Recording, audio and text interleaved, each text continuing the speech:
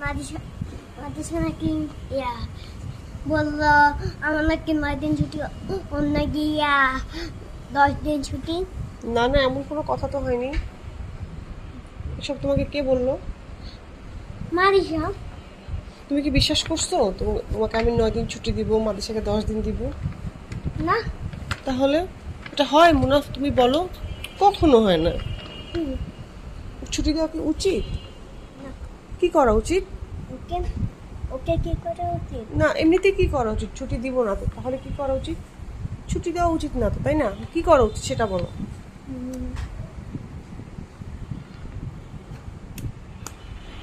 Parcel করে দেওয়া উচিত। পার্সেল করে দাও? তুই খাবার যে পার্সেল করবো? ও তো খাবার। কে খাবার? কে খাবার বল? মারিসা। মাদিসা খাবার? হুম। আচ্ছা, তাহলে মাদিসাকে পার্সেল করে কার কাছে পাঠাবো বলো? ওই যে ফুড ফান্ডে পাঠাইয়েন।